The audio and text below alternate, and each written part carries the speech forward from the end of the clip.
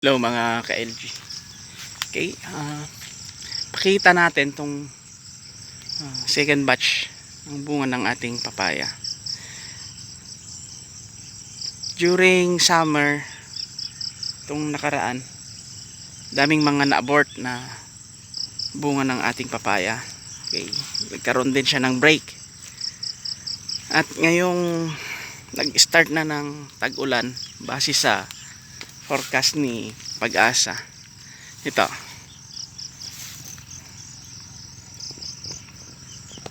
Ayan. Dilim against the light. Against the light. Ayan, ayan, ayan. Ayan. Nagkaroon siya ng break dito sa banda. Mostly. Okay. Walang bunga dito masyado. Ito yung break niya. At dito sa taas na to, start na naman siya. So same principle dito sa kabila. Ganun. Maarangkada na naman ang ating bunga ng papaya.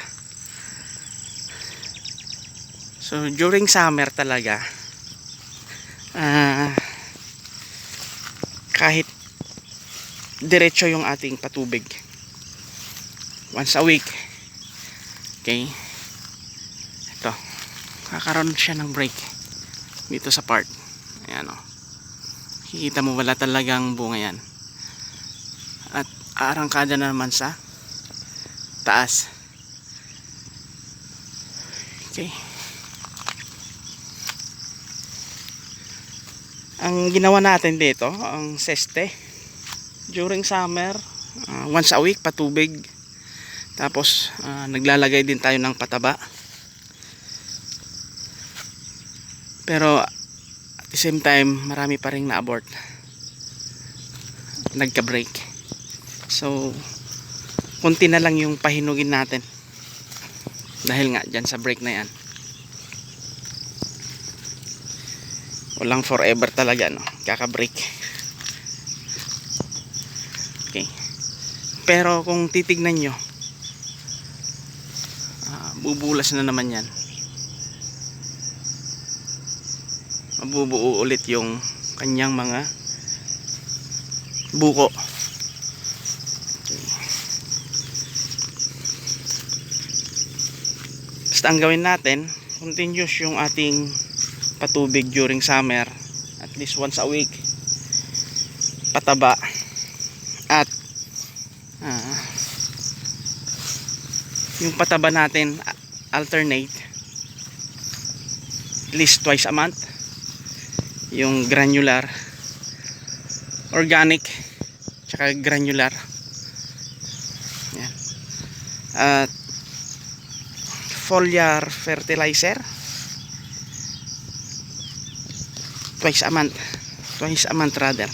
So twice a month yung granular,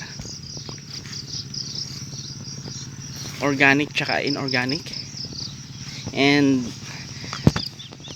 twice a month din yung foliar fertilizer natin. So makikita nyo, aarangkada na naman to.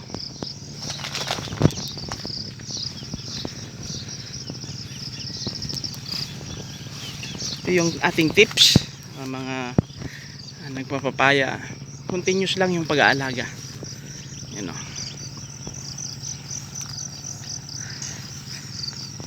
At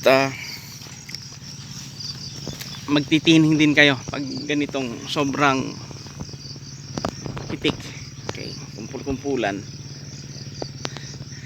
Marami rin tayong suking bumibili ng ating papaya na hilaw, panggulay. Okay, so hindi na natin problema yung mag-dispose ang ating matatanggal. Hintayin natin lumaki ng konti. Pag alam na natin na pwede nang i-harvest na panggulay, okay, doon na tayo mamimitas. Sayang, unlike yung unang ginawa natin, nagtining tayo ng mga maliliit na yung may 3 bunga, 2 bunga, tinanggal natin, which is goods yun. Pero ngayong may kukuha na ng ating panggulay at kulang pa yung demand. Actually ang order nila kahit 5 tons daw a week. Saan tayo kukuha nun? At take note, ang ganda ng presyohan ng kilaw dito sa amin mga ka-LG. 15 pesos ang farm gate price. Ito. Nag-spray pala tayo ng pan ngayon, makikita nyo yan, BCA, boron calcium, para sa ganon maiwasan natin yung mga deform. Kaka-deform kasi yan pag calcium or boron deficiency, lalo na yung boron, hindi-deform yung bunga.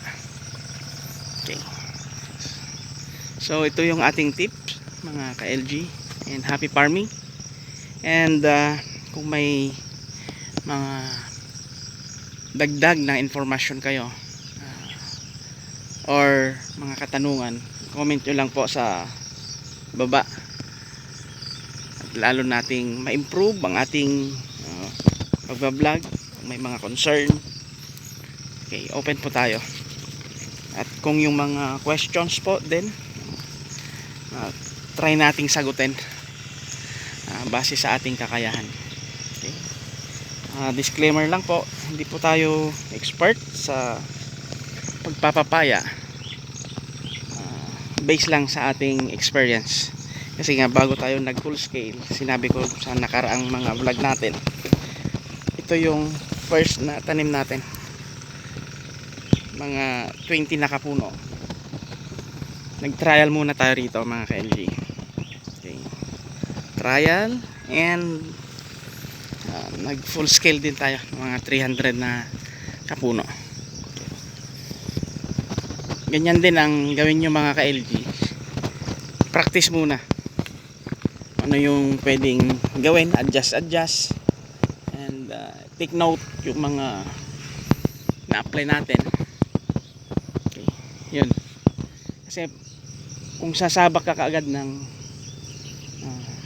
maramihan at hindi ka pa nakapag-trial, chances of failure mataas. Unlike pag nakapag-trial ka na, kagaya sa akin, may 20 dito na nauna. Magti 3 years na po ito mga ka-LG, itong ating papaya na to, itong nauna. Ayan, ito magwa 1 year sa July. Okay. So trial, then pag sa tingin mo ay kaya na, then proceed. Mahirap pag walang trial at mag large scale ka,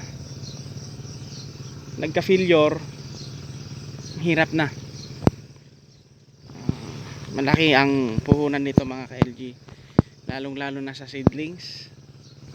Medyo mabigat, lalo na rin kung binili mo siyang seedling. At mas makakatipid po kayo pag kayo po yung nagpunla. Pero malaki din yung chances ng failure, kaka-failure din yung ating punla. So trial ulit, trial tayo ng mga 20 na mga seeds. Okay, tapos